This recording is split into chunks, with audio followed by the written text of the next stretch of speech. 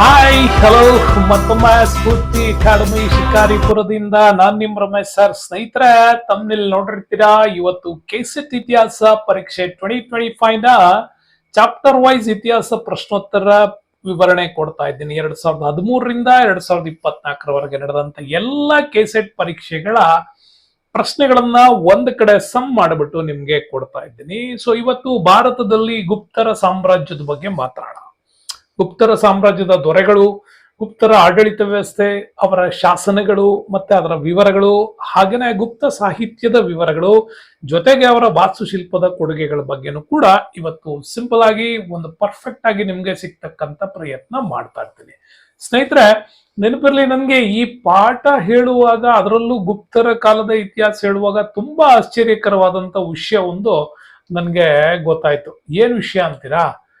ನೋಡಿ, ಅದು ಹೇಳೋಕ್ಕಿಂತ ಮುಂಚೆ ಕಾಣ್ತಾ ಇರೋ QR ಕೋಡ್ನ ಸ್ಕ್ಯಾನ್ ಮಾಡಿ ಈ ಒಂದು ಚಾನಲ್ನ ದೊಡ್ಡ ಮಟ್ಟಕ್ಕೆ ಬೆಳೆಸ್ಬೇಕು ಅಂದ್ರೆ ನೀವೊಂದಿಷ್ಟು ಧನ ಸಹಾಯ ಮಾಡಿದ್ರೆ ಒಂದಿಷ್ಟು ನಮ್ಗೆ ಪರಿಕರಗಳೇನ್ ಬೇಕು, ಈ ಟ್ಯಾಬ್ಗಳಿರ್ಬೋದು, ಬರೆಯುವಂಥದ್ದಿರ್ಬೋದು, ಲೈಟ್ಸ್ಗಳಿರ್ಬೋದು, ಹಾಗೆ ಕಂಪ್ಯೂಟರ್ ಸೆಟ್ಗಳಿಗೆ ಬೇಕಾಗಿರ್ತಕ್ಕಂಥ ಒಂದಿಷ್ಟು ಅಂಶಗಳು ಮತ್ತೆ ನೆಟ್ವರ್ಕಿಗೆ ಬೇಕಾಗಿರ್ತಕ್ಕಂಥ ಅಂಶಗಳನ್ನು ಕೊಂಡ್ಕೊಳ್ಳೋದಕ್ಕೆ ನೀವು ಸಹಾಯ ಮಾಡಿದ್ರೆ ನಿಮ್ಮ ಮುಂದಿನವ್ರಿಗೂ ಕೂಡ ನಿಮಗೂ ಕೂಡ ಒಂದು ಒಳ್ಳೆ ಹೆಲ್ಪ್ ಮಾಡೋ ಕೆಲಸ ರಮೇಶ್ ಸರ್ ಯಾವಾಗೂ ಮಾಡ್ತಾರೆ ಅಂತ ಹೇಳ್ತಾ, ಸೊ ನೆನಪಿರ್ಲಿ, ನನ್ನ ಗೂಗಲ್ ಪೇ ನಂಬರ್ ಇದೆ 9900599186. ಕಾಣ್ತಾ ಇರೋ QR ಕೋಡ್ ಕೂಡ ಬಳಸ್ಬಿಟ್ಟು ನೀವು ಇದನ್ನ ಧನ ಸಹಾಯ ಮಾಡ್ಬೋದು. ಸೊ ಬನ್ನಿ, ಈ ಒಂದು ಪಾಠ ನೋಡಿದಾಗ ನನ್ಗೆ ಅನ್ಸಿದ್ದು ಏನಪ್ಪಾ ಅಂತಂದ್ರೆ, ಭಾರತದಲ್ಲಿ ಗುಪ್ತರ ಸಾಮ್ರಾಜ್ಯದ ಬಗ್ಗೆ 2013ರಿಂದ 2024ರವರೆಗೆ ಭಾರಿ ಇಂಟ್ರೆಸ್ಟಿಂಗ್ ಅನ್ನುವಂತ ಪ್ರಶ್ನೆಗಳು ಬಂದಿಲ್ವಲ್ಲ ಅನ್ನೋ ಒಂದು ಬೇಜಾರಿದೆ. ಯಾಕೆಂದ್ರೆ ಸಿಂಪಲ್ ಆಗಿರೋ ಪ್ರಶ್ನೆಗಳನ್ನು ತುಂಬಾ ಕೇಳಿದ್ದಾರೆ. ಒಂದು ಎರಡು ವರ್ಷ ಮಾತ್ರ ಸ್ವಲ್ಪ ಸೀರಿಯಸ್ ಆಗಿರೋ ಪ್ರಶ್ನೆಗಳನ್ನ ಕೇಳಿದ್ದಾರೆ. ಬಿಟ್ರೆ ಮಾಮೂಲಿ ಸಿಂಪಲ್ ಕ್ವಶನ್ಸ್ ಗಳನ್ನ ಹೆಚ್ಚು ಬಾರಿ ಕೇಳಿದ್ದಾರೆ ಅಂತ ನಂಗನ್ನಿಸ್ತು. ಸೊ ಬನ್ನಿ, ಇವತ್ತಿನ ಒಂದು ಇಂಟ್ರೆಸ್ಟಿಂಗ್ ಪ್ರಶ್ನೆಗಳ ಬಗ್ಗೆ ನೋಡೋಣ. ಅದಕ್ಕಿಂತ ಮುಂಚೆ ತಿಳ್ಕೊಳ್ಳಿ, ನಾನ್ ಮುಂದೆ ಹೇಳೋಕ್ ಹೊರಟಿರುವಂತ ಎಲ್ಲ ಬಹಳಷ್ಟು ಪ್ರಶ್ನೆಗಳಿಗೆ ಈ ಗುಪ್ತ ಸಾಮ್ರಾಜ್ಯವನ್ನ ಆಳಿದಂತಹ ದೊರೆಗಳ ಲಿಸ್ಟ್ ನ ನೀವು ಚೆನ್ನಾಗಿ ತಿಳ್ಕೋಬೇಕು. ಬಹಳ ಸರಿ ಈ ದೊರೆಗಳ ಮೇಲೆನೆ ಬಂದಿದೆ. ಹೆಚ್ಚು ಕಡಿಮೆ ನಾನು 2013ರಿಂದ ಇಲ್ಲಿವರೆಗೆ ನೋಡಿದಾಗ 5 ಬಾರಿ ಪ್ರಶ್ನೆಗಳು ಇದ್ರ ಮೇಲೆನೆ ಬಂದಿದೆ. ಸೊ ನೋಡಿ, ಈ ವಂಶದ ಸ್ಥಾಪಕ ಅಂತ ಬಂದ್ರೆ ಶ್ರೀಗುಪ್ತ. ಈ ವಂಶ ಎಂಡ್ ಆಗಿದ್ದು ಹೂಣರ ದಾಳಿಯಿಂದಾಗಿ Vishnugupta. So first Shrigupta, end Vishnugupta. ಮಧ್ಯದಲ್ಲಿ ಯಾರನ್ನ ನೆನ್ಪಿಟ್ಕೋಬೇಕು ನಾವು? ನೋಡಿ, ಸಮುದ್ರಗುಪ್ತ ಇಲ್ಲಿ ಪ್ರಸಿದ್ಧನಾದಂತ ದೊರೆ ಅಂತ ನಿಮ್ಗೆ ಗೊತ್ತಿದೆ ಅಲ್ವಾ? ಸೊ ಹಂಗಾದ್ರೆ ಈ ಸಮುದ್ರಗುಪ್ತನ ಮೇಲೆ ಯಾರಿದ್ದಾರೆ, ಕೆಳಗೆ ಯಾರಿದ್ದಾರೆ ಅನ್ನೋದು ನೆನಪಿಟ್ಕೊಳ್ಳಿ. ಸಮುದ್ರಗುಪ್ತ ಇದ್ದಾನೆ, ಸಮುದ್ರಗುಪ್ತನ ಮೇಲೆ ಫಸ್ಟ್ ಬಂದವನು 1ನೇ ಚಂದ್ರಗುಪ್ತ, ಸಮುದ್ರಗುಪ್ತ ನಂತರ ಬಂದವನು 2ನೇ ಚಂದ್ರಗುಪ್ತ. ಆ 2ನೇ ಚಂದ್ರಗುಪ್ತ ಸಮುದ್ರಗುಪ್ತ ಮಧ್ಯೆ ರಾಮಗುಪ್ತ 1 ವರ್ಷ ಅಧಿಕಾರ ಮಾಡ್ತಾನೆ. ಅದು ಬಿಟ್ಟಾಕಿ ಕ್ರಾನಲಾಜಿಕಲ್ ಆರ್ಡರ್ ಅಂತ ಬಹಳ ಸರಿ ಕೇಳಿದಾರಲ್ಲ, ಇಲ್ಲೇ ಇಂಪಾರ್ಟೆಂಟ್. ನಿಮ್ಗೆ ಸಮುದ್ರಗುಪ್ತನೇ ಮೇನ್. ಸಮುದ್ರಗುಪ್ತನಿಗಿಂತ ಫಸ್ಟ್ 1ನೇ ಚಂದ್ರಗುಪ್ತ ಇದ್ದಾನೆ, ಸಮುದ್ರಗುಪ್ತ ನಂತರ ರಾಮಗುಪ್ತ 2ನೇ ಚಂದ್ರಗುಪ್ತ ಇದ್ದಾನೆ. ಅಲ್ಲಿ ನಿಮ್ಗೆ ಕ್ಲಿಯರ್, 1ನೇ ಚಂದ್ರಗುಪ್ತ 2ನೇ ಚಂದ್ರಗುಪ್ತನ ಮಧ್ಯ ಸಮುದ್ರಗುಪ್ತ ಆಳಿದಾನೆ ಅನ್ನೋದು ನಿಮ್ಗೆ ನೆನಪಿಗಿದ್ರೆ, ಫಸ್ಟ್ ಶ್ರೀಗುಪ್ತ, ಎಂಡ್ ವಿಷ್ಣುಗುಪ್ತ, ಅವೆರಡು ಸೇರಿಸಿ ಶ್ರೀ ವಿಷ್ಣು ಅಂತ ಮಾಡಿ ನೆನ್ಪಿಟ್ಕೊಂಬಿಡಿ.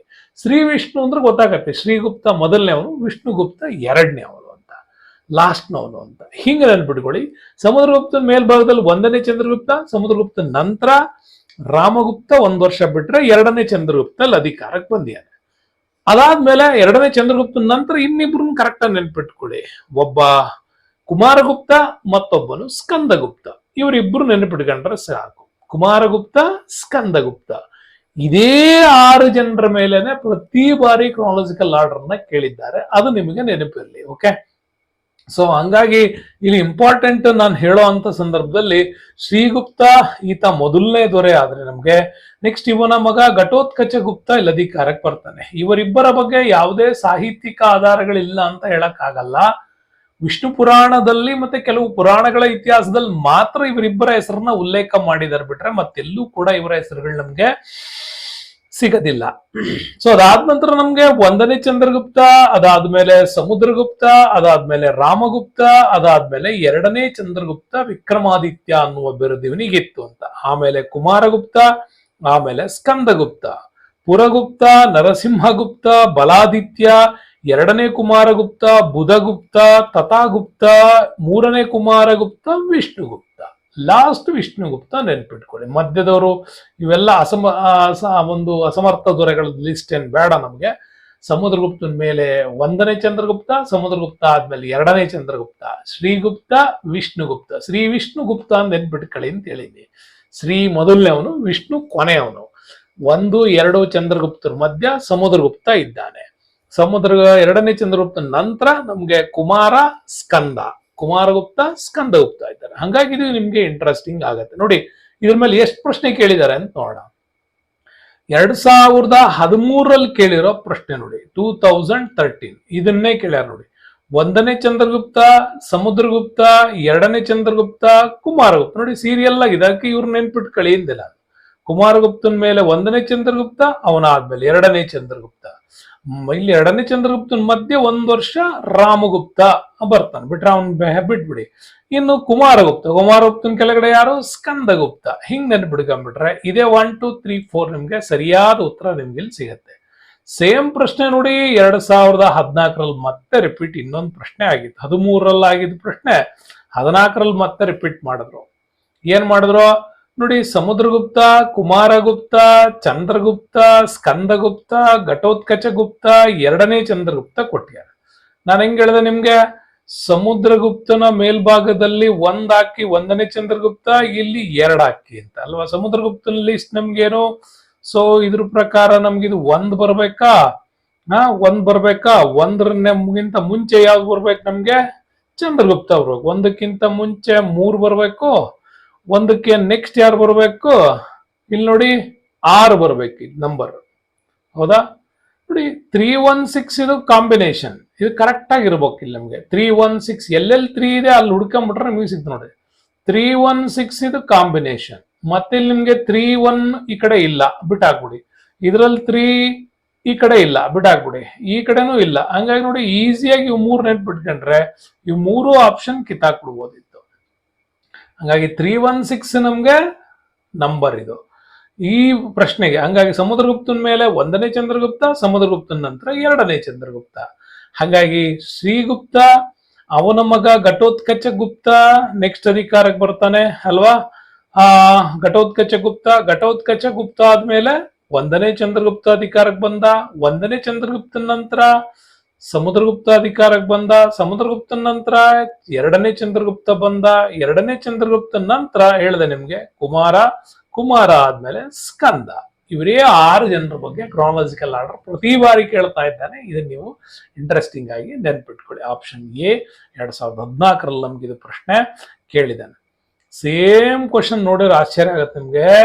2021 ಇದೇ ಪ್ರಶ್ನೆ ಕೇಳ ನೋಡಿ. 2021 ಸೇಮ್ ಇದೆ. ಶ್ರೀಗುಪ್ತ ಇಲ್ಲೊಂದು ಎಕ್ಸ್ಟ್ರಾ ಸೇರಿಸಿ ನೋಡಿ, ಪುರಗುಪ್ತ, 1ನೇ ಚಂದ್ರಗುಪ್ತ, ಸಮುದ್ರಗುಪ್ತ. ಸೇಮ್ ಇದನ್ನು ಕೂಡ ನೀವು ಹಾಕೊಳ್ಳಿ. ಫಸ್ಟ್ ಯಾರು ಬರ್ತಾರೆ? ಶ್ರೀಗುಪ್ತ ಬರ್ತಾನೆ ಅಂತ ಗೊತ್ತಾಯ್ತು ನಮಗೆ. ಆಮೇಲೆ 1ನೇ ಚಂದ್ರಗುಪ್ತ, ಸಮುದ್ರಗುಪ್ತ ಇದೆ. ನೆಕ್ಸ್ಟ್ ಬರೋದು 1ನೇ ಚಂದ್ರಗುಪ್ತ, ಅದಾದ್ಮೇಲೆ ಸಮುದ್ರಗುಪ್ತ ಬರ್ತಾನೆ. ಹೌದಾ? ಇನ್ನೇ ಎಂಡಲ್ಲಿ ಬರೋ ನಮ್ಗೆ ಯಾರಪ್ಪ ಅಂತಂದ್ರೆ ಪುರಗುಪ್ತ ಬರ್ತಕ್ಕಂಥದ್ದು. ಹಂಗಾಗಿ ಆಪ್ಷನ್ ಸಿ ನಮ್ಗಿದು ರೈಟ್ ಆನ್ಸರ್ ಆಗಿತ್ತು ನೋಡಿ. 2021 ಈ ಪ್ರಶ್ನೆ ಕೇಳಿದ್ದಾರೆ. ಇಷ್ಟಕ್ಕೆ ಸುಮ್ಮನಾದ್ರ? ಇಲ್ಲ. ಮತ್ತೆ ಈ ಪ್ರಶ್ನೆನ 2024 ಇದೇ ಪ್ರಶ್ನೆ ಕೇಳಿ ಕಾಲಾನುಕ್ರಮಣಿಕೆಯಲ್ಲಿ ಬರೆಯಿರಿ. ಇಲ್ಲಂತೂ ತುಂಬಾ ಈಸಿ ಇತ್ತು ನಮಗೆ. 1ನೇ ಚಂದ್ರಗುಪ್ತ ಇಲ್ಲಿ ಫಸ್ಟ್ ಬರೋದು. 1ನೇ ಚಂದ್ರಗುಪ್ತ ಆದ್ಮೇಲೆ ಸಮುದ್ರಗುಪ್ತ ಆದ್ಮೇಲೆ 2ನೇ ಚಂದ್ರಗುಪ್ತ ಕೊಟ್ಟಿಲ್ಲ, ಅವನ್ ಬಿಟ್ರೆ ಕುಮಾರಗುಪ್ತ, ಸ್ಕಂದಗುಪ್ತ. ಸೊ ಹಂಗಾಗಿ ಆನ್ಸರ್ 2, 1, 4, 3 ಇದು ನಮ್ಗೆ ಸರಿಯಾದ ಕ್ರಮಣಿಕೆ ಆಗತ್ತೆ. ಈ ರೀತಿ ನಮ್ಗೆ 5 ಬಾರಿ ಹೆಚ್ಚು ಕಡಿಮೆ ಇದೇ ಪ್ರಶ್ನೆ ಕಾಲಾನುಕ್ರಮಣಿಕೆಯಲ್ಲಿ ಕೇಳ್ಯಾರೆ. ಎಷ್ಟು ಜನರ ನೆನ್ಪಿಡ್ಕೋಬೇಕು? ಶ್ರೀಗುಪ್ತ, ಲಾಸ್ಟ್ನವನು ವಿಷ್ಣುಗುಪ್ತ, ಮಧ್ಯದಲ್ಲಿ ಸಮುದ್ರಗುಪ್ತ, ಮೇಲ್ 1ನೇ ಚಂದ್ರಗುಪ್ತ, ಕೆಳಗಡೆ 2ನೇ ಚಂದ್ರಗುಪ್ತ, ಆಮೇಲೆ ಕುಮಾರಗುಪ್ತ, ಆಮೇಲೆ ಇನ್ನೊಬ್ಬ. ಅದ್ರ ಬಗ್ಗೆ ನೀವು ಸ್ಕಂದಗುಪ್ತನ ಬಗ್ಗೆ ನೆನ್ಪಿಟ್ಕೊಂಡ್ಬಿಟ್ರೆ ಮುಗ್ದೇ ಹೋಯ್ತು. ಉಳಿದವ್ರನ್ನೆಲ್ಲ ನಮ್ಗೆ ಅವಶ್ಯಕತೆ ಇಲ್ಲ. ಹಾಗಾಗಿ ಇದು ನಮ್ಗೆ ಕಾಲಾನುಕ್ರಮಣಿಕೆಯಲ್ಲಿ ಬಹಳ ಸಾರಿ ಕೇಳಿರುವಂತಹ ಪ್ರಶ್ನೆ. ನಿಮ್ಗೆ ಇದನ್ನ ನಾನು ಹೇಳಿದ್ದೀನಿ. ಓಕೆ, 2021 ಕೇಳಿದೆ, 24 ಕೂಡ ನಮ್ಗೆ ಕೇಳಿದ್ದಾನೆ. ನೆಕ್ಸ್ಟ್ ಬರೋಣ ನೋಡಿ, ಇಲ್ಲಿ ಕೆಲವು ಪ್ರಮುಖವಾದ ಅಂಶಗಳನ್ನ ಹೇಳ್ತೇನೆ. ಶ್ರೀಗುಪ್ತ ಸ್ಥಾಪಕ ದೊರೆ ಅಂತ ಹೇಳ್ತೀವಿ. 1ನೇ ಚಂದ್ರಗುಪ್ತನಿಗೆ ಬಂದಾಗ ಈ ಪ್ರಶ್ನೆ ಬಹಳ ಸರಿ ಕೇಳಿದ್ದಾರೆ, ಗುಪ್ತ ಶಕೆ ಯಾವಾಗ ಪ್ರಾರಂಭ ಆಯ್ತು ಅಂತ. ಇದು ಫೆಬ್ರವರಿ 26, 320ರಿಂದ ಇದು ಶುರುವಾಯಿತು. ಇವನ್ ಕಾಲದಲ್ಲೇನೆ ಈ ಪಾಟಲಿಪುತ್ರವನ್ನ ರಾಜಧಾನಿಯನ್ನಾಗಿ ಮಾಡಲಾಯಿತು ಅಂತ. ನೆಕ್ಸ್ಟ್ ಬಂದ್ರೆ ಸಮುದ್ರಗುಪ್ತನ ಬಗ್ಗೆ ನೀವು ಓದಬೇಕಾದ್ರೆ ಇಂಪಾರ್ಟೆಂಟ್, ಪ್ರಸಿದ್ಧ ದೊರೆ. ಹಾಗಾಗಿ ಅಶ್ವಮೇಧ ಯಾಗವನ್ನು ಮಾಡಿದಂತ ಗುಪ್ತರ ಪ್ರಸಿದ್ಧ ಅರಸ 1ನೇ ಹಂತದಲ್ಲಿ. ಆಮೇಲೆ 2ನೇ ಚಂದ್ರಗುಪ್ತ ಮಾಡ್ತಾನೆ. ಕವಿರಾಜ ಅನ್ನುವ ಬಿರುದಿತ್ತು, ಯಾಕೆಂದ್ರೆ ಇವನು ಕೃಷ್ಣಚರಿತ ಅನ್ನುವ ಪುಸ್ತಕ ಕೂಡ ಬರೆದಿದ್ದ. ಮತ್ತೆ 8 ಮಾದರಿಯ ಚಿನ್ನದ ನಾಣ್ಯಗಳು, ಖಚ ಅನ್ನುವ ಬಿರುದನ್ನ ಹೊಂದಿರತಕ್ಕಂಥವು. ಮತ್ ಬಹಳ ಸರಿ ನಿಮಗೆ ಬರೋದು ವಸುಬಂಧು ಬಗ್ಗೆ ಪ್ರಶ್ನೆ ಕೇಳ್ತಾರೆ. ವಸುಬಂಧು ನೆನ್ಪಿಟ್ಕೊಳ್ಳಿ, ಸಮುದ್ರಗುಪ್ತನ ಸಮಕಾಲೀನ ಬೌದ್ಧ ವಿದ್ವಾಂಸ ಯಾರು ಅಂತಂದ್ರೆ ವಸುಬಂಧು. ಇದು ನಿಮ್ಗೆ ನೆನಪಿರಲಿ. ಇನ್ನು 2ನೇ ಚಂದ್ರಗುಪ್ತನ ಬಗ್ಗೆ ಓದುವಾಗ ಸುವರ್ಣ ಯುಗ ಅಂತ ಕರಿತೀವಿ. ರಾಜಕೀಯ, ಸಾಮಾಜಿಕ, ಆರ್ಥಿಕ, ಸಾಂಸ್ಕೃತಿಕ ಎಲ್ಲ ಭಾಗದಲ್ಲೂ ಬದಲಾವಣೆ ಆಗಿತ್ತು ಅಂತ. ಶಕರನ್ನ ಸೋಲಿಸಿ ಈತ ಶಕಾರಿ ಎನ್ನುವ ಬಿರುದನ್ನ ಗಳಿಸಿದ್ದ. ಮಧ್ಯ ಭಾರತದಲ್ಲಿ ಶಕರು ತುಂಬಾನೇ ಪ್ರಸಿದ್ಧರಾದಂಥವ್ರು, ಅವ್ರನ್ನ ಸೋಲಿಸಿದ್ದ ಅಂತ. ಮೆಹರೋಲಿ ಕಬ್ಬಿಣ ಸ್ತಂಭ, ಇದು ಇಂಪಾರ್ಟೆಂಟ್ ನಮ್ಗೆ. ಯಾವುದು? ಮೆಹರೋಲಿ ಕಬ್ಬಿಣ ಸ್ತಂಭವನ್ನ ಇಲ್ಲಿ ನಮ್ಗೆ ಏನ್ ಮಾಡ್ಲಾಯ್ತು, ಹೇಳಲಾಯ್ತು ಅಂತ. ಮೆಹರೋಲಿ ಕಬ್ಬಿಣ ಸ್ತಂಭದ ನಂತರ ಬರೋದು ನಮ್ಗೆ ಇವನ ಆಸ್ಥಾನದಲ್ಲಿದ್ದಂತ ನವರತ್ನರ ಬಗ್ಗೆ, ಅದನ್ನ ಹೇಳ್ತೀನಿ ಮುಂದೆ. ಕಾಳಿದಾಸ ಅದ್ರಲ್ಲಿ ತುಂಬಾ ಫೇಮಸ್. ಅಶ್ವಮೇಧ ಯಾಗ ಮಾಡಿದ ಇವನ್ ಕಾಲದಲ್ಲೇ ಪಾಹಿಯಾನ್ ಭಾರತಕ್ಕೆ ಭೇಟಿ ನೀಡಿದ್ದ. ಅವಂದೇ ಕೃತಿ ಗೋಕುಕಿ ಕೂಡ ಬರೀತೀರಿ. ಫೋಕುಕಿ ಅದು ಹುಯೆನ್ ಸ್ಯಾಂಗ್ ಮುಂದೆ ಬರ್ತಾನೆ. ನೆಕ್ಸ್ಟ್ ಬಂದ್ರೆ ನಮ್ಗೆ ಯಾರು ಸಿಗೋದು? ಕುಮಾರಗುಪ್ತನ ಬಗ್ಗೆ ಇಲ್ಲಿ ಬರ್ತದೆ. ಯಾರ ಬಗ್ಗೆ? ಕುಮಾರಗುಪ್ತನ ಬಗ್ಗೆ. ಸೊ ಕುಮಾರಗುಪ್ತನ ಬಗ್ಗೆ ನಳಂದ ವಿಶ್ವವಿದ್ಯಾಲಯದ ಸ್ಥಾಪಕ, ಇವನ್ ಬಗ್ಗೆ ಮಾತಾಡ್ತೀವಿ. ಲಕುಲೀಶ ನೆನ್ಪಿಟ್ಕೊಳ್ಳಿ, ಕೇಳಿದ್ದಾರೆ. ಇವನ್ ಕಾಲದಲ್ಲೇ ಪಾಶುಪತ ಪಂಥ ಕೂಡ ಪ್ರಾರಂಭ ಆಗಿದ್ದು ಲಕುಲೀಶನಿಂದ. ನೆಕ್ಸ್ಟ್ ಬಂದ್ರೆ ನಮ್ಗೆ ಇಂಪಾರ್ಟೆಂಟ್ ಆಗಿ ಸಿಗ್ತಕ್ಕಂಥದ್ದು ಸ್ಕಂದಗುಪ್ತನ ಬಗ್ಗೆ. ನೋಡಿ, ಇದು ಇಂಪಾರ್ಟೆಂಟ್ ನಮ್ಗೆ. ಸ್ಕಂದಗುಪ್ತ ಇಲ್ಲಿ ಸಿಗ್ತಕ್ಕಂಥದ್ದು ಇದೆ. ಓಕೆ, ಸೊ ಹಂಗಾಗಿ ಸ್ಕಂದಗುಪ್ತ ನಮ್ಗೆ ಇಂಪಾರ್ಟೆಂಟ್ ಬರ್ತಾರೆ. ಹೂಣರ ದಾಳಿಯನ್ನ ತಡೆಗಟ್ಟಿದಂತಹ ಅತ್ಯಂತ ಪ್ರಸಿದ್ಧ ಅರಸ ಯಾರು ಅಂತ ನಮ್ಗೆ ಕೇಳ್ಬೋದು. ಹೂಣರ ದಾಳಿಯನ್ನ ತಡೆಗಟ್ಟಿದವನೇ ಸ್ಕಂದಗುಪ್ತ. ಯಾರು? ಮಿಹಿರ ಕುಲ ಬಂದಿದ್ದ. ಇದ್ರ ಬಗ್ಗೆ ವಿವರಣೆ ಎಲ್ಲಿ ಸಿಗತ್ತೆ ಅಂತ ನಮ್ಗೆ ಕೇಳಿದ್ರೆ ಚಿತ್ತಾರೆ ಸ್ತಂಭ ಶಾಸನ ಇದ್ರ ಬಗ್ಗೆ ವಿವರಣೆಯನ್ನು ಕೊಡುತ್ತೆ. ವಿಷ್ಣುಗುಪ್ತ ಕೊನೆಗಿದ್ದಾರೆ. ಇದಿಷ್ಟು ಹೈಲೈಟ್ಸ್. ಸ್ವಲ್ಪ ಗುಪ್ತರ ಬಗ್ಗೆ ಹೈಲೈಟ್ಸ್ ಏನಾರ ತಿಳ್ಕೋಬೇಕು ಅಂದ್ರೆ ಇದನ್ನ ಒಂದ್ ಸ್ವಲ್ಪ ತಿಳ್ಕೊಳ್ಳಿ. ಇದು ಇಂಟ್ರೆಸ್ಟಿಂಗ್, ನಿಮ್ ತಲೆನಲ್ಲಿ ಇರಬೇಕು. ನೆಕ್ಸ್ಟ್ ಬರೋಣ ಮುಂದಿನ ಪ್ರಶ್ನೆಗೆ. ನೋಡಿ, ದೃಢವಾದ ಹೇಳಿಕೆ ಇದೆ. ಗುಪ್ತರ ಆಳ್ವಿಕೆಯಲ್ಲಿ ನ್ಯಾಯಾಂಗ ವ್ಯವಸ್ಥೆಯು ಹಿಂದಿನ ಕಾಲಕ್ಕಿಂತ ಬಹಳಷ್ಟು ಅಭಿವೃದ್ಧಿ ಹೊಂದಿತ್ತು. Statement right. ಇದು ಗುಪ್ತರ ಅವಧಿಯಲ್ಲಿ ಮೊದಲ ಬಾರಿಗೆ ನಾಗರಿಕ ಮತ್ತು ಕ್ರಿಮಿನಲ್ ಕಾನೂನುಗಳು ಸ್ಪಷ್ಟವಾಗಿ ವ್ಯಾಖ್ಯಾನಿಸಲ್ಪಟ್ಟವು. ಎ ಮತ್ತೆ ಆರ್ ಎರಡೂ ಸರಿ. ಆರ್ ಎಗೆ ಎಂಬುದು ಹೇಗೆ ಸರಿಯಾದ ಸಮರ್ಥನೆ, ಇದು ಕೂಡ ರೈಟ್. ಯಾಕಂದ್ರೆ ಮೊಟ್ಟ ಮೊದಲ ಬಾರಿಗೆ ಗುಪ್ತರ ಅವಧಿಯಲ್ಲಿ ಕಾನೂನು ಗ್ರಂಥಗಳು ರಚನೆ ಆಗೋದಕ್ಕೆ ಶುರುವಾಯಿತು. ಯಾವಾಗ ಕಾನೂನು ಗ್ರಂಥಗಳು ರಚನೆಯಾದವೋ ಆಟೋಮ್ಯಾಟಿಕಲಿ ಇಲ್ಲಿ ಬಹಳಷ್ಟು ಬದಲಾವಣೆಗಳಾಗಿದ್ದನ್ನು ಕೂಡ ನಾವಿಲ್ಲಿ ನೋಡ್ತಾ ಹೋಗ್ತೀವಿ. ಇದೊಂದಿಷ್ಟು ಗುಪ್ತರ ಕಾಲದಲ್ಲಿ ಅತ್ಯಂತ ಪ್ರಮುಖವಾಗಿರ್ತಕ್ಕಂಥ ಬದಲಾವಣೆಗಳನ್ನ ಈ ಭಾಗದಲ್ಲಿ ನೋಡಿದ್ವಿ ಅಂತ. ಅದಕ್ಕೆ ಸಂಬಂಧಪಟ್ಟಂಗೆ ನಾವು ನೋಡೋದಾದ್ರೆ ಗುಪ್ತರ ಕಾಲದಕ್ಕೆ ಬಂತಂದ್ರೆ ನಮ್ಗೆ ಬಹಳ ಪ್ರಮುಖವಾದಂತ ನ್ಯಾಯಾಂಗ ವ್ಯವಸ್ಥೆ ಅಭಿವೃದ್ಧಿಗೊಂಡಿತ್ತು. ಅನೇಕ ಕಾನೂನಿಗೆ ಸಂಬಂಧಪಟ್ಟಂತ ಪುಸ್ತಕಗಳು ಬಂದು ನಾಗರಿಕ ಮತ್ತು ಕ್ರಿಮಿನಲ್ ಕಾಯ್ದೆಗಳು ಅಂತ ಹೇಳಿ ಇಲ್ಲಿ ವರ್ಗೀಕರಣ ಮಾಡಿದ್ರು. ಆದ್ರೆ ರಾಜನ ಉತ್ತರಾಧಿಕಾರತ್ವದ ಬಗ್ಗೆಯೂ ಕೂಡ ಇಲ್ಲಿ ಸ್ಪಷ್ಟವಾದಂತ ವಿವರಗಳನ್ನ ಏನ್ ಮಾಡಲಾಗಿತ್ತು, ಕೊಡಲಾಗಿತ್ತು. ಅದು ನಮ್ಗಿಲ್ಲಿ ಇಂಪಾರ್ಟೆಂಟ್ ಆಗುತ್ತೆ. ರಾಜನ ಬಗ್ಗೆನೂ ಕೂಡ ಇಲ್ಲಿ ಪ್ರಮುಖವಾಗಿ ಒಂದು ಸ್ಪಷ್ಟ ಉತ್ತರಾಧಿಕಾರತ್ವದ ಕಾನೂನನ್ನ ಕೊಟ್ಟಿದ್ರು ಅಂತ. ಅದಾದ್ಮೇಲೆ ವರ್ಣಗಳ ಬಗ್ಗೆ ಆಧಾರದ ಮೇಲೆನೆ ಇಲ್ಲಿ ಕಾನೂನುಗಳ ರಚನೆ ಆಗ್ತಿದ್ದು ಇನ್ನೂ ಇಂಪಾರ್ಟೆಂಟ್ ಮ್ಯಾಟ್ರು. ರಾಜ ಸರ್ವೋಚ್ಚ ನ್ಯಾಯಾಧೀಶ ಆಗಿರ್ತಾ ಇದ್ದ. ಕೆಳ ಹಂತದಲ್ಲಿ ಅವನಿಗೆ ಸಹಾಯ ಮಾಡೋದಕ್ಕೆ ಮಹಾದಂಡ ನಾಯಕ ಇರ್ತಾ ಇದ್ದ. ಇನ್ನು ಅವನ ಕೆಳಗೆ ಪ್ರಾಂತ್ಯಗಳಲ್ಲಿ ಬಂದ್ರೆ ಉಪಾರಿಕರು ಅಂತ ಬರ್ತಾರೆ. ಉಪಾರಿಕರು ಅದನ್ನ ನೋಡ್ಕೋತಾ ಇದ್ರು. ವಿಷಯಗಳಲ್ಲಿ ವಿಷಯಪತಿ, ಇನ್ನು ಗ್ರಾಮಗಳಲ್ಲಿ ಗ್ರಾಮಿಕ ಅಥವಾ ಗ್ರಾಮೀಣಿ ಅಂತ ಏನ್ ಕರಿತಿದ್ವಿ, ಅವನು ಅದರ ಮೇಂಟೆನೆನ್ಸ್ ಮಾಡ್ತಾ ಇದ್ದ. ಇದು ಇವರ ಕಾಲದ ನ್ಯಾಯಾಂಗ ವ್ಯವಸ್ಥೆಯಲ್ಲಿ ಬರ್ತಕ್ಕಂಥ ಇಂಪಾರ್ಟೆಂಟ್ ಮ್ಯಾಟರ್ ಅಂತ ನಾವು ಅಂತೀವಿ. ಸೊ ನೆಕ್ಸ್ಟ್ ಬರೋಣ. ಇದು ಕೂಡ ಈ ಕಾಲಕ್ಕೆ ಸಂಬಂಧಪಡದೇ ಇರೋ ಪ್ರಶ್ನೆ ಆದ್ರೂ ಕೂಡ ಒಂದಿಷ್ಟು ಟಚ್ ಮಾಡಿದ್ದಾರೆ ಇದನ್ನ. ಭುವನೇಶ್ವರ ಲಿಂಗರಾಜ ದೇವಾಲಯವು 2 ಪ್ರಮುಖ ಕಟ್ಟಡಗಳನ್ನು ಹೊಂದಿದೆ. ಒಂದು ನಾಥ ಮಂದಿರ ಅಲ್ಲ, ಅದು ನಾಟ್ಯ ಮಂದಿರ ಅಂತ ಆಗ್ಬೇಕಾಯ್ತು. ಇದ್ರ ಟ್ರಾನ್ಸ್ಲೇಷನ್ ಹಂಗಾಗಿದೆ. ನಾಥ ಮಂದಿರ ಅಂತ ಆಗಿದೆ, ಹಂಗಲ್ಲ, ನಾಟ್ಯ ಮಂದಿರ. ರಾಮ ಮಂದಿರ, ಭೋಗ ಮಂದಿರ, ಸೂರ್ಯ ಮಂದಿರ ಅಂತ ಕರಿತೀವಿ.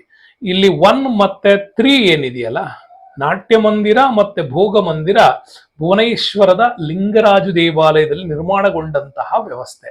ಯಾಕೆಂದ್ರೆ ಆ ಕಾಲಕ್ಕೆ ತುಂಬಾ ಇಂಪಾರ್ಟೆಂಟ್ ಇದು, ಕೇಳ್ಕೊಳ್ಳಿ. ಲಿಂಗರಾಜು ದೇವಾಲಯ ಏನಿದೆಯಲ್ಲ, ಇದು ನಮ್ಗೆ ವೆರಿ ಇಂಪಾರ್ಟೆಂಟ್ ಆಗುತ್ತೆ. ಲಿಂಗರಾಜು ದೇವಾಲಯ ಏನಿದೆ ಇದು 10 ಮತ್ತು 11ನೇ ಶತಮಾನದಲ್ಲಿ ರಚನೆಯಾಗಿದೆ. ರಚನೆಕಾರ ಸೋಮವಂಶಿ ರಾಜ 1ನೇ ಯಯಾತಿ ಸ್ಟಾರ್ಟ್ ಮಾಡ್ತಾನೆ. ಇದ್ರ ಮುಂಚೆನೆ ಕೂಡ ರಾಜ ಜಜತಿ ಮತ್ತೆ ರಾಜ ಲಚತೆ ಎಂದು ಅವರು ಇದನ್ನ ನಿರ್ಮಾಣ ಮಾಡಿದ್ರು ಅಂತ ಹೇಳ್ತಾರೆ. ಕೆಂಪು ಕಲ್ಲಿನ ಕಳಿಂಗ ಶೈಲಿಯಲ್ಲಿ ಇದನ್ನ ರಚನೆ ಮಾಡಲಾಗಿದೆ. ಇದರ ಗರ್ಭಗೃಹದಲ್ಲಿ ಸಭಾಮಂಟಪ ಇದೆ, ನಟಮಂದಿರ ಇದೆ, ಭೋಗ ಮಂಟಪ ಅಂತಿದೆ. ಈ 3 ಮಂಟಪಗಳ ರಚನೆ ಈ ಕಾಲಕ್ಕೆ ಸಂಬಂಧಪಟ್ಟಂಗೆ ನಮ್ಗದು ಸಿಗ್ತಾ ಹೋಗತ್ತೆ. ಓಕೆ, ಸೊ ನೆಕ್ಸ್ಟ್ ನಾವು ನೋಡೋಣ. ನೆಕ್ಸ್ಟ್ ಅಲ್ಲಿ ಇಂಪಾರ್ಟೆಂಟ್ ಆಗಿ ಏನ್ ಬರುತ್ತೆ ಅಂತ ನಾವು ನೋಡೋದಾದ್ರೆ, ಭುವನೇಶ್ವರ ಲಿಂಗೈಕ್ಯ ದೇವಾಲಯದ ಮುಂದಿನ ಪ್ರಶ್ನೆಗೆ ಹೋಗೋಣ. ಇಲ್ಲಿ ನೋಡಿ, ಇಂಪಾರ್ಟೆಂಟ್ ಆಗಿ ಇಲ್ಲಿ ಪ್ರಶ್ನೆ ಏನ್ ಕೇಳ್ತಾರೆ ಅಂತ, ಹೊಂದಿಸಿ ಬರೆಯಿರಿ. ಬಹಳ ಇಂಟ್ರೆಸ್ಟಿಂಗ್ ಆಗಿರ್ತಕ್ಕಂಥ ಪ್ರಶ್ನೆ ಇದು. ಮಧ್ಯಕಾಲೀನ ಭಾರತ ಇತಿಹಾಸಕ್ಕೆ ಹೊಂದ್ಕೊಂಡಂತೆ ಇಲ್ಲಿ ಕೇಳಿರ್ತಕ್ಕಂಥದ್ದು. ಲಕ್ಷ್ಮೀಧರ, ದೇವನಭಟ್ಟ, ಚಂದೇಶ್ವರ, ಮಿತ್ರ ಮಿಶ್ರ ಅಂತ. ನೀವೇನು ರಾಜ್ಯಾಡಳಿತ ಪ್ಲಸ್ ಕಾನೂನು ಬಗ್ಗೆ ಅಭಿವೃದ್ಧಿ ಆಗಿತ್ತು ಅಂತ ಓದುವಾಗ ಗುಪ್ತರ ಕಾಲದಲ್ಲಿ ಇವು ಇಂಪಾರ್ಟೆಂಟ್ ಆಗತ್ತೆ. ರಾಜನೀತಿ ಪ್ರಕಾಶನ, ರಾಜನೀತಿ ಕಲ್ಪತರು, ರಾಜನೀತಿ ಖಂಡ, ರಾಜನೀತಿ ರತ್ನಾಕರ ಅಂತ 2015ರಲ್ಲಿ ಇದನ್ನ ಕೇಳಿದ್ರು. ಸೊ ನೋಡಿ, ಹೇಗೆ ಇಲ್ಲಿ ಸೆಕೆಂಡ್ ಬರುತ್ತೆ. ರಾಜನೀತಿ ಕಲ್ಪತರು ಅನ್ನುವಂತ ಪುಸ್ತಕ ಕಾನೂನಿಗೆ ಸಂಬಂಧಪಟ್ಟದ್ದು ಲಕ್ಷ್ಮೀಧರ ಅವರು ಬರೆದಿದ್ದಾರೆ. ಸೊ ಇದರಲ್ಲಿ ನಮ್ಗೆ ದೇವನ ಭಟ್ಟ ಅವರು ಬಂದಂತದ್ದು ರಾಜನೀತಿ ಖಂಡ ಅಂತ ಕರಿತೀವಿ, ಅದನ್ನ ಬರೀತಾರೆ. ಚಂದೇಶ್ವರ ಅಂತ ಬಂದ್ರೆ ಅದು ರಾಜನೀತಿ ರತ್ನಾಕರ ಅಂತ. ಆಮೇಲೆ ಮಿತ್ರ ಮಿಶ್ರ ಅವರು ಬರೀತಾರೆ ರಾಜನೀತಿ ಪ್ರಕಾಶನ ಅಂತ. ಈ 4 ಕಾನೂನಿಗೆ ಮತ್ತು ರಾಜ್ಯಾಡಳಿತಕ್ಕೆ ಸಂಬಂಧಪಟ್ಟಂತ ಪುಸ್ತಕಗಳು ಆ ಕಾಲದಲ್ಲಿ ಬರೆಯಲ್ಪಟ್ಟು ವೆರಿ ಇಂಪಾರ್ಟೆಂಟ್. ನಮ್ಗಿದ 2015 ಅಲ್ಲಿ ಕೇಳಿರ್ತಕ್ಕಂಥ ಪ್ರಶ್ನೆ. ಓಕೆ, ಲಕ್ಷ್ಮೀಧರ, ದೇವನಭಟ್ಟ, ಆಮೇಲೆ ಚಂದೇಶ್ವರ, ಆಮೇಲೆ ಮಿತ್ರ ಮಿಶ್ರ ಅನ್ನುವಂಥ ಇಲ್ಲಿ ಇಂಪಾರ್ಟೆಂಟ್ ಆಗತ್ತೆ ನಮ್ಗೆ. ಓಕೆ, ಇವು ಬಹಳ ಪ್ರಮುಖವಾಗಿ ಗುಪ್ತರ ಕಾಲದಲ್ಲಿ ಕೇಳಿದ್ದಾರೆ. ನೆಕ್ಸ್ಟ್ ಪ್ರಶ್ನೆ ನೋಡಿ, ಗುಪ್ತರ ರಾಜಕೀಯೇತರ ಕ್ಷೇತ್ರದಲ್ಲಿ ಆದಂತ 2 ಮಹತ್ವದ ಬೆಳವಣಿಗೆಗಳು. ರಾಜಕೀಯ ಬಿಟ್ರೆ ಇನ್ ಯಾವ 2 ಕ್ಷೇತ್ರಗಳಲ್ಲಿ ಬೆಳವಣಿಗೆ ಆಗಿತ್ತು? ಸಂಸ್ಕೃತ ಸಾಹಿತ್ಯ, ತಂತ್ರಜ್ಞಾನ, ಕಲೆ, ವಾಸ್ತುಶಿಲ್ಪ, ಸಂಗೀತ ಅಂತ ಕರೀತಾರೆ. ಈಸಿಯಾಗಿ ಗೆಸ್ ಮಾಡ್ಬೋದು ನೀವು. ಕಲೆ ವಾಸ್ತುಶಿಲ್ಪದಲ್ಲಿ ಬದಲಾವಣೆ ಆಗಿತ್ತು ಇವ್ರ ಕಾಲದಲ್ಲಿ, ಜೊತೆಗೆ ಸಂಸ್ಕೃತ ಸಾಹಿತ್ಯದಲ್ಲಿ ತುಂಬಾನೇ ಡೆವಲಪ್ಮೆಂಟ್ಸ್ ಮಾಡಿದ್ದಾರೆ. ಆಟೋಮ್ಯಾಟಿಕಲಿ ನಾರ್ಮಲ್ ಟೆಕ್ನಾಲಜಿನೇ ಇಲ್ಲೂ ಮುಂದುವರೆದಿದೆ, ಸಂಗೀತದಲ್ಲೂ ಅದೇ ಕೂಡ ಮುಂದುವರೆದಿತ್ತು ಅಂತ. ಸೊ ಇವ್ರ ಕಾಲಕ್ಕೆ ಸಂಬಂಧಪಟ್ಟಂತ ಇಂಪಾರ್ಟೆಂಟ್ ಗಳನ್ನ ನಾವು ನೋಡ್ತಾ ಹೋದ್ರೆ ನಮ್ಗಿಲ್ಲಿ ಸಿಗ್ತಕ್ಕಂತ ಬಹುಮುಖ್ಯ ಆಧಾರಗಳಲ್ಲಿ ಇದು ಇಂಪಾರ್ಟೆಂಟ್ ಆಗ್ತಾ ಹೋಗ್ತವೆ. ಯಾವ್ಯಾವು ಅಂತ ನಾವಿಲ್ಲಿ ನೋಡೋದಾದ್ರೆ ನೋಡಿ, ಇದರ ನಂತರದಲ್ಲಿ ನಮಗ್ ಬರೋದು ಗುಪ್ತರ ಪ್ರಮುಖ ದೇವಾಲಯಗಳಿಗೆ ಪರಿಣಾಮ. ವಾಸ್ತುಶಿಲ್ಪದ ವಿಚಾರ ಮಾತಾಡುವಾಗ ದಿಯೋಗ್ನಾರದ ದಶಾವತಾರ ದೇವಾಲಯ ಬಹಳ ಸರಿ ಕೇಳ ನಿಮ್ಗೆ, ಮಧ್ಯಪ್ರದೇಶದಲ್ಲಿ ಬರುತ್ತೆ. ಆಮೇಲೆ ಚಿತ್ರಗಾಂವ್ನಲ್ಲಿ ಇಟ್ಟಿಗೆ ದೇವಾಲಯ, ಮಹಾದೇವ, ಮಧ್ಯಪ್ರದೇಶ. ನಮ್ಮಲ್ಲಿ ಕರ್ನಾಟಕದಲ್ಲಿ ಇಟ್ಟಿಗೆ ಮಹಾದೇವ ಅನ್ನೋದು ಕಲ್ಯಾಣ ಚಾಲುಕ್ಯರ ಕಾಲಕ್ಕೆ ಬರ್ತಕ್ಕಂಥ ದೇವಾಲಯ.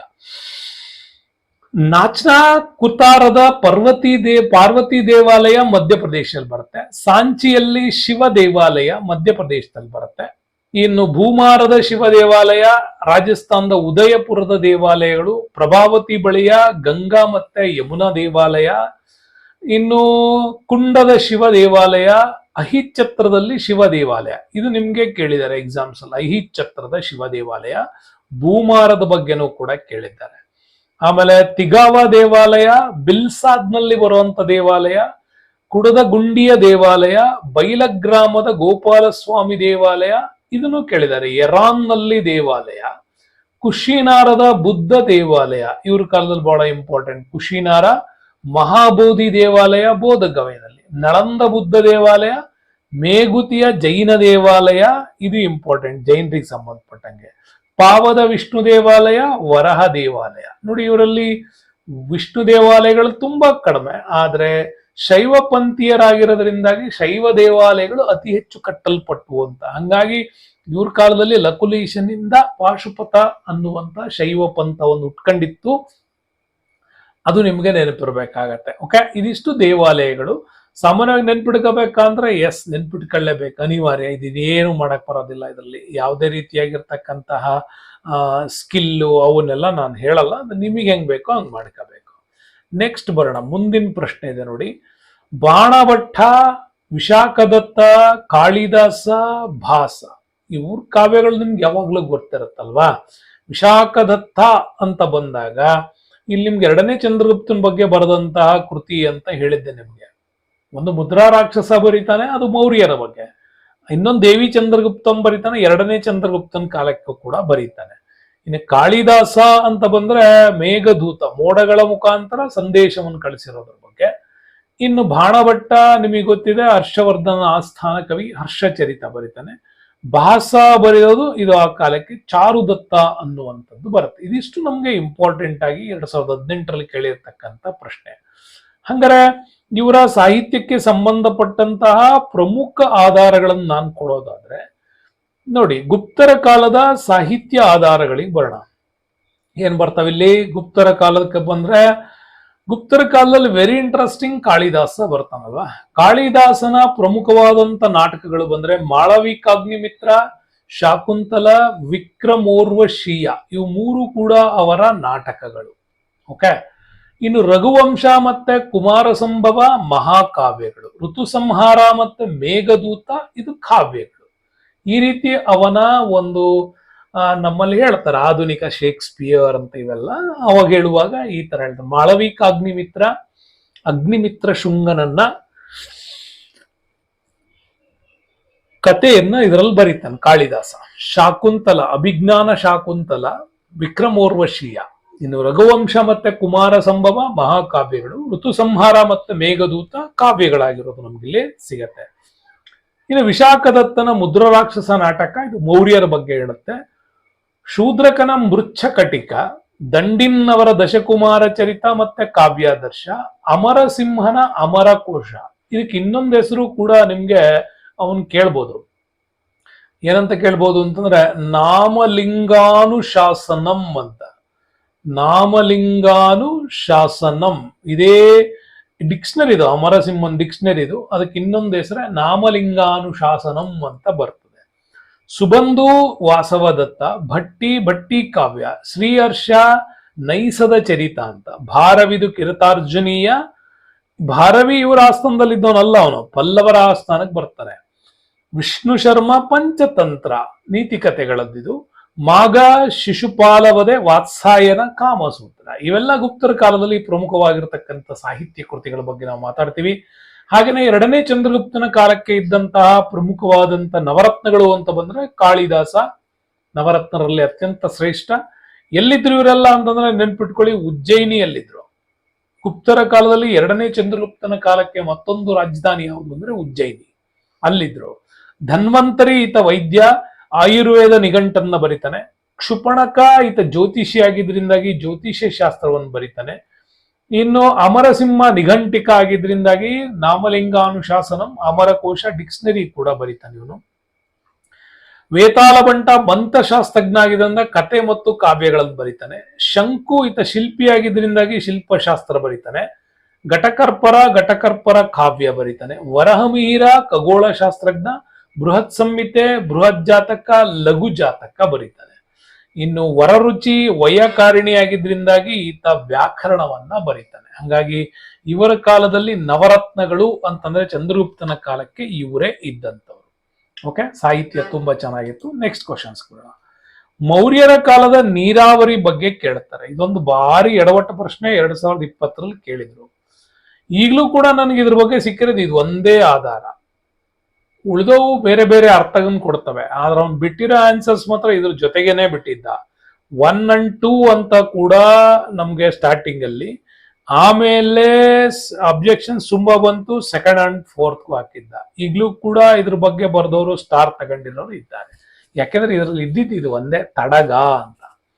ಮೌರ್ಯರ ಕಾಲದ ನೀರಾವರಿ ವ್ಯವಸ್ಥೆಯನ್ನ ಯಾವ್ಯಾವ ಪದಗಳಿಂದ ಕರಿತಾ ಇದ್ರು ಅಂದ್ರೆ, ಒಂದು ವಫಿ ಅಂತ ಕರಿತಾ ಇದ್ರು, ತಡಗ ಅಂತ ಕರಿತಿದ್ದು, ದೀರ್ಘಾಲ ಅಂತ ಕರಿತಿದ್ರು. ಈ 3 ಸಂಸ್ಕೃತ ಪದಗಳು ಗುಪ್ತರ ಕಾಲದಲ್ಲಿ ನಮ್ಗೆ ಸಿಗ್ತಕ್ಕಂಥ ವೆರಿ ಇಂಟ್ರೆಸ್ಟಿಂಗ್ ಆಗಿರ್ತಕ್ಕಂಥ ನೀರಾವರಿಯ ಪದಗಳು. ವಫಿ, ತಡಗ, ದೀರ್ಘಾಲ ಅಂತ. ಕೆರೆ ನೀರಾವರಿಗಳನ್ನು ಬಳಸ್ಕೊಂಡು ಮಾಡ್ತಾ ಇದ್ದಂತ ಕೃಷಿ. ಇಲ್ಲಿ ತಡಗ ಎಲ್ಲರಿಗೂ ಗೊತ್ತಿತ್ತು, ಸೇತು ಇರ್ಲಿಲ್ಲ, ಆದ್ರೆ ಇದನ್ನು ಸ್ಟಾರ್ಟಿಂಗ್ ಕೊಟ್ಟಿದ್ರಿಂದ ಇದು ಸರಿಯಾಗಿತ್ತು. ಯೌಧೇಯ ಅಂದ್ರೆ ಈತ ಕ್ಷತ್ರಿಯ ಪದ ಇದು. ಕೌಟುಂಬಿನ್ ಅಂದ್ರೆ ಗ್ರಾಮ್ಯ ಪದ ಆಗಿತ್ತು. ಹಂಗಾಗಿ 1 and 2 ಇದು ರೈಟ್ ಆನ್ಸರ್ ಆಗಿತ್ತು. ಬಟ್ ನಿಮ್ಗೆ ಆನ್ಸರ್ ಶೀಟ್ ಅಲ್ಲಿ ಒಬ್ಬೊಬ್ರಿಗೆ ಒಂದೊಂದ್ ತರ ಸಿಗುತ್ತಿದ್ದು, ಪ್ರಿಲಿಮಿನರಿ ಬಿಟ್ಟಿದ್ದು, ಪರ್ಮನೆಂಟ್ ಬಿಟ್ಟಿದ್ದು, ಅದ್ರಲ್ಲಿ ವ್ಯತ್ಯಾಸ ಇದೆ. ಬಟ್ ನನ್ಗೆ ಸಿಕ್ಕಿರೋದು ಇದು ಒಂದೇ ಆಧಾರ, ತಡಗ ಒಂದು ಸಿಕ್ಕಿದೆ. ಅದು ಬಿಟ್ರೆ ಅವ್ನು ವಫಿ ಕೊಡ್ಬೇಕಾಗಿತ್ತು, ದೀರ್ಘಾಲ ಕೊಡ್ಬೇಕಾಗಿತ್ತು. ನಿಮಗೇನಾರ ಇದ್ರ ಬಗ್ಗೆ ಆಧಾರಗಳು ಸಿಕ್ಕರೆ ನನ್ಗೆ ಇದೇ ನನ್ನ ವಾಟ್ಸಪ್ ನಂಬರ್ ಇರುತ್ತೆ, ಅದಕ್ಕೊಂಚೂರು ಫೋಟೋ ಹೊಡೆದು ಹಾಕಿ ಯಾವ ಪುಸ್ತಕದಲ್ಲಿ ಈ ಸೇತು ಯೌದೇಯ ಕುಟುಂಬಿನ್ ಬಗ್ಗೆ ವಿವರಗಳಿದ್ರೆ ಹಾಕಿ. ನನಗಂತೂ ಸಿಕ್ಕಿಲ್ಲ. ಓಕೆ, ಸೊ ನೆಕ್ಸ್ಟ್ ಬರೋಣ. 2024ರಲ್ಲಿ ಕೇಳಿರ್ತಕ್ಕಂಥ ಮತ್ತೊಂದು ಪ್ರಶ್ನೆ ಇದೆ. ಏನ್ ಪ್ರಶ್ನೆ ಇದೆ ನೋಡಿ. ಸಮುದ್ರಗುಪ್ತನ ಅಲಹಾಬಾದ್ ಪ್ರಶಸ್ತಿಯನ್ನ ರಚಿಸಿದವರು ಯಾರು ಅಂತ. ಸಮುದ್ರಗುಪ್ತನ ಶ್ರೇಷ್ಠ ದಂಡನಾಯಕ ಹರಿಸೇನ, ಮತ್ತೆ ಈತ ಮಹಾಸಂಧಿ ವಿಗ್ರಹಿ ಆಗಿದ್ದವನು, ಎಕ್ಸ್ಟರ್ನಲ್ ಅಫೇರ್ಸ್ ಮಿನಿಸ್ಟರ್ ಅಂತೀವಲ್ಲ ಅವನಾಗಿದ್ದವನು. ಹಂಗಾಗಿ ಈತ ಸಮುದ್ರಗುಪ್ತನ ಎಲ್ಲವುಗಳನ್ನ ಇದರಲ್ಲಿ ಬರೆದ. 33 ಸಾಲುಗಳಿದೆ.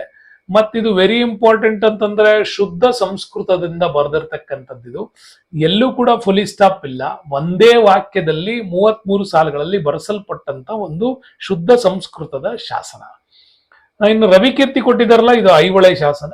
ಕಾಳಿದಾಸ ಬರೋದು 2ನೇ ಚಂದ್ರಗುಪ್ತನ ಕಾಲಕ್ಕೆ. ಸೊ ಅದು ನಿಮ್ಗಿಲ್ಲಿ ಇಂಪಾರ್ಟೆಂಟ್ ಆಗಿ ನೆನ್ಪಿಡ್ಬೇಕಾಗತ್ತೆ. ಆದ್ರೆ ಗುಪ್ತರ ಕಾಲದಲ್ಲಿ ಶಾಸನಗಳ ಬಗ್ಗೆ ನಿಮಗೆ ಪ್ರಶ್ನೆ ಬಂದ್ರೆ ಇಷ್ಟು ಶಾಸನಗಳ ಬಗ್ಗೆ ನಿಮ್ಗೆ ಯಾವಾಗೂ ಕೇಳ್ತಾ ಇರ್ತದೆ. ಲಿಸ್ಟ್ ಮಾಡಿ ಒಂದು ಫೋಟೋ ಹೊಡ್ಕೊಂಡು ಇಟ್ಕೊಳ್ಳಿ.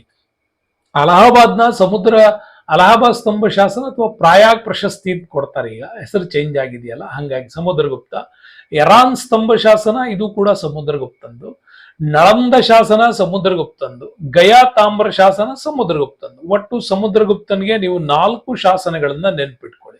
ಅಲಹಾಬಾದ್ ಸ್ತಂಭ ಶಾಸನ, ಎರಾನ್, ಇದು ತಾಮ್ರ ಶಾಸನ ಅಂತಾನೂ ಕೂಡ ಕರೀತಾರೆ, ಎರಾನ್. ಅದಾದ್ಮೇಲೆ ನಮ್ಗೆ ನಳಂದ ಶಾಸನ ಇದೆ, ಗಯಾ ತಾಮ್ರ ಶಾಸನ ಇದೆ. ಒಟ್ಟು 4 ಶಾಸನಗಳನ್ನ ನಾವು ಸಮುದ್ರಗುಪ್ತನ ಕಾಲಕ್ಕೆ ಹೇಳ್ತೀವಿ. ಇನ್ನು 2ನೇ ಚಂದ್ರಗುಪ್ತನ ಕಾಲಕ್ಕೂ ಕೂಡ 4 ಶಾಸನಗಳನ್ನ 2ನೇ ಚಂದ್ರಗುಪ್ತನ ಕಾಲಕ್ಕೆ ಹೇಳ್ತೀವಿ. ಮೆಹರೌಲಿ ಕಬ್ಬಿಣ ಸ್ತಂಭ, ಉದಯಗಿರಿಯ 2 ಗುಹಾಲ ಶಾಸನಗಳು, ಸಾಂಚಿ ಕಲ್ಲಿನ ಶಾಸನ, ಗದ್ವಾ ಕಲ್ಲಿನ ಶಾಸನ. ಇವು 4 ಕೂಡ 2ನೇ ಚಂದ್ರಗುಪ್ತನ ಕಾಲದ 4 ಶಾಸನಗಳು. 1ನೇ ಕುಮಾರಗುಪ್ತನಿಗೂ ಹೇಳ್ಬೇಕಾದ್ರೆ 4 ಶಾಸನಗಳು ಹೇಳ್ತೀವಿ. ಬಿಲ್ಸಾದ್, ದಾಂಡೇಹ ತಾಮ್ರ ಶಾಸನ, ಮ್ಯಾಂಡ್ಸರ್ ಕಲ್ಲಿನ ಶಾಸನ, ಬೆಗ್ರಾಮ್ ತಾಮ್ರ ಶಾಸನ. ಇವು 4 ಕೂಡ ನಮ್ಗೆ ಯಾರ್ದು ಬರುತ್ತೆ? ಕುಮಾರಗುಪ್ತನಿಗೆ ಬರುತ್ತೆ. ಇನ್ನು ಸ್ಕಂದಗುಪ್ತನಿಗೂ 4 ಶಾಸನಗಳು ಬರ್ತವೆ. ಜುನಾಗಢ ಶಾಸನ, ಬಿಟಾರಿ ಶಾಸನ, ಇಂದೋರ್, ಸುಫಿಯಾ. ಇವು 4 ಶಾಸನಗಳು ಸ್ಕಂದಗುಪ್ತನಿಗೆ ಕೂಡ ಬರುತ್ತೆ. ನೋಡಿ, ಕ್ಲಿಯರ್ ಆಗಿ ಡಿವೈಡ್ ಮಾಡಿ ಕೊಟ್ಬಿಟ್ಟಿದ್ದೀನಿ. ಒಂದು ಗುಪ್ತ ಅರಸರ ಕಾಲದ ಪ್ರಮುಖ ಶಾಸನಗಳ ಬಗ್ಗೆ ಡಿವೈಡ್ ಮಾಡಿ ಕ್ಲೀನ್ ಆಗಿ ನಿಮ್ಗೆ ಫೋಟೋ ಹಾಕಿದ್ದೀನಿ. ಸಮುದ್ರಗುಪ್ತಂದು 4, 2ನೇ ಚಂದ್ರಗುಪ್ತನ್ 4, ಕುಮಾರಗುಪ್ತಂದು, ಸ್ಕಂದಗುಪ್ತಂದು. ಯಾರದೇ ಶಾಸನಗಳು ನೀವು ಎಲ್ಲೆಲ್ಲ ಪಾಠ ಓದುವಾಗ ಅಲ್ಲಿ ಇಲ್ಲಿ ಬಂದಿರುತ್ತೆ.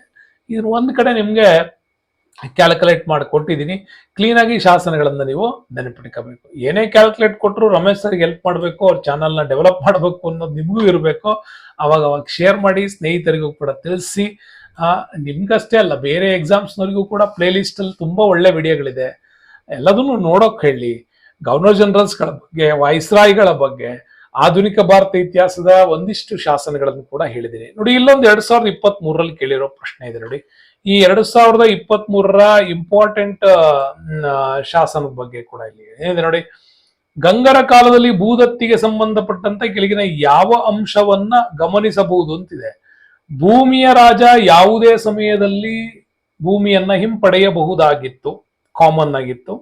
ಇನ್ನು ಭೂಮಿಯನ್ನು ಸಾಮಾನ್ಯವಾಗಿ ಬ್ರಾಹ್ಮಣರಿಗೆ ದತ್ತಿ ರೂಪದಲ್ಲಿ ಧಾರ್ಮಿಕ ಮತ್ತು ಶೈಕ್ಷಣಿಕ ಉದ್ದೇಶಗಳಿಗಾಗಿ ನೀಡಲಾಗುತ್ತಿತ್ತು, ಅದು ಇದೆ. ಭೂದತ್ತಿಯು ಅಲ್ಪ ಪ್ರಮಾಣದ ತೆರಿಗೆ ವ್ಯಾಪ್ತಿಗೆ ಒಳಪಡುತ್ತಿತ್ತು, ಇದು ಸ್ವಲ್ಪ ರಾಂಗ್ ಇದೆ. ಸೇನೆಯ ಅಧಿಕಾರಿಗಳಿಗೆ ಭೂದತ್ತಿಯನ್ನ ನೀಡಲಾಗುತ್ತಿತ್ತು ಅಂತಿದೆ. ನೋಡಿ, ಭೂದತ್ತಿಗೆ ಸಂಬಂಧಪಟ್ಟಂತೆ ಕೆಳಗಿನ ಯಾವ ಅಂಶವನ್ನು ಗಮನಿಸಬಹುದಾಗಿದೆ ಅಂತಿದೆ. ಆಪ್ಷನ್ ನೋಡಿದ್ರೆ ಏನೂ ಕೊಟ್ಟಿಲ್ಲ ಅವನಿದ್ರಲ್ಲಿ. ಯಾವ ಸರಿ ಯಾವ ತಪ್ಪು ರೀತಿ ಅಂತ ಕೊಟ್ಟಿದ್ದ. 2023ರಲ್ಲಿ ಇದು ಅಬ್ಜೆಕ್ಷನ್ ಆಗಿದೆಯಾ? ಬಟ್ ರಿಯಾಲಿಟಿ ಅಂತ ಬಂದ್ರೆ ಅವನು ಇದನ್ನ ಹೇಳಿದ್ದ. ಬಟ್ ಆಕ್ಚುಲಿ ಇದು ಸರಿ ಅಲ್ಲ ಅಂತ ನನ್ಗನ್ನಿಸ್ತು. ಪ್ರಶ್ನೆಗೂ ಅದಕ್ಕೂ ಕೂಡ ಒಂದಿಷ್ಟು ಇರಲಿಲ್ಲ. ನೋಡಿ, ಗುಪ್ತರ ಕಾಲದಲ್ಲಿ ತೆರಿಗೆಗಳು ಅಂತ ಬಂದ್ರೆ ಬಲಿ ಅಂತ ಕರಿತಿದ್ವಿ, ಭಾಗ ಅಂತ ಕರಿತಿದ್ವಿ, ಭೋಗ ಇದೆ, ಹಿರಣ್ಯ ಅಂತಿದೆ, ಹಳಿವಾಕರ ಇದೆ, ಕರ ಇದೆ, ಕ್ಲಿಪ್ತ, ಶುಲ್ಕ, ಉಪರೀಕರ, ಉಪಕ್ಲಿಪ್ತ ಉದಿಯಂಗ ಅಂತ ಈ ಒಂದು ರೀತಿ ನಮ್ಗೆ 11 ಪದಗಳು ಬರ್ತವೆ. ಈ 11 ಗುಪ್ತರ ಕಾಲದ ತೆರಿಗೆಗಳು ಅವ್ರ ಕಾಲದಲ್ಲಿ ಇತ್ತು ಅನ್ನೋದು ಕೂಡ ಬರ್ತವೆ. ಯಾವ್ಯಾವ ತೆರಿಗೆಗಳು ಏನೇನ್ ಹೇಳ್ತವೆ ಅಂತ ನಿಮ್ಗೆ ನಿಜವಾಗ್ಲೂ ಬೇಕು ಅಂದ್ರೆ ಕಮೆಂಟ್ ಅಲ್ಲಿ ಯಾವ್ಯಾವ ತೆರಿಗೆ ಏನು ಅಂತ ಒಂದು ಲಿಸ್ಟ್ ಮಾಡ್ಕೊಡಿ ಸರ್ ಅಂತಂದ್ರೆ ಒಂದು ಚಿಕ್ಕ ಶಾರ್ಟ್ಸ್ ವಿಡಿಯೋ ನಿಮ್ಗೆ ಈ ವಿಡಿಯೋದ ನಂತರ ನಿಮ್ಗೆ ಬಿಡುಗಡೆ ಆಗತ್ತೆ. ಬೇಕು ಅಂದ್ರೆ ಎಷ್ಟು ಜನ ಬೇಕು ಅಂತ ಕಮೆಂಟ್ ಮಾಡ್ತೀರ ಅನ್ನೋದ್ರ ಮೇಲೆ ಇರುತ್ತೆ. ದಯವಿಟ್ಟು ಚಾನಲ್ನ ನೀವು ಈ ರೀತಿ ನೋಡಿ ಸುಮ್ಮನಾಗ್ಬೇಡಿ, ಸಬ್ಸ್ಕ್ರೈಬ್ ಮಾಡ್ಕೊಳ್ಳಿ. ಸಬ್ಸ್ಕ್ರೈಬ್ ನಂಬರ್ಸ್ ನಮ್ಗೆ ತುಂಬಾ ಇಂಪಾರ್ಟೆಂಟ್ ಆಗುತ್ತೆ. ಜೊತೆಗೆ ಕಾಣ್ತಾರೋ QR ಕೋಡ್ನ ಹಂಗೆ ನೋಡಿ ಸುಮ್ಮನಾಗ್ಬೇಡಿ. ಏನೋ ಒಂದಿಷ್ಟು ಹೆಲ್ಪ್ ಮಾಡೋಣ, ಒಳ್ಳೆ ಕೆಲಸ ಮಾಡ್ತಾ ಇದ್ದೀನಿ ಅಂತ ನಿಮ್ಗೆ ಅನ್ಸಿದ್ರೆ ಅನ್ನಿಸ್ಲೇಬೇಕು, ಯಾಕೆಂದ್ರೆ ನಾನು ಇದಕ್ಕೋಸ್ಕರ ಶ್ರಮ ಹಾಕಿ ನಿಮ್ಗೆ ರೆಡಿ ಮಾಡ್ಕೊಡ್ತಾ ಇರ್ತೀನಿ. ಕಾಣ್ತಾ ಇರೋ QR ಕೋಡ್ನ ಸ್ಕ್ಯಾನ್ ಮಾಡೋದ್ರ ಮುಖಾಂತರ ಚಾನಲ್ನ ಡೆವಲಪ್ ಮಾಡ್ತೀನಿ ಅಂತ ಅನ್ಕೊಂಡಿದ್ದೀನಿ. ಹಾಗೆ ಕೆಸೆಟ್ ಇತಿಹಾಸ ಪರೀಕ್ಷೆ 2025ಗೆ ಇದು ಇಂಪಾರ್ಟೆಂಟ್ ವಿಡಿಯೋ ಆಗಿತ್ತು ಅಂತ ಹೇಳ್ತಾ ವಿಡಿಯೋಕ್ಕೆ ಧನ್ಯವಾದಗಳು. ಮುಂದಿನ ವಿಡಿಯೋದಲ್ಲಿ ಮತ್ತೆ ಸಿಗ್ತೀನಿ. ಅಲ್ಲಿಯವರೆಗೂ stay with us Ramesh. Thank you, bye.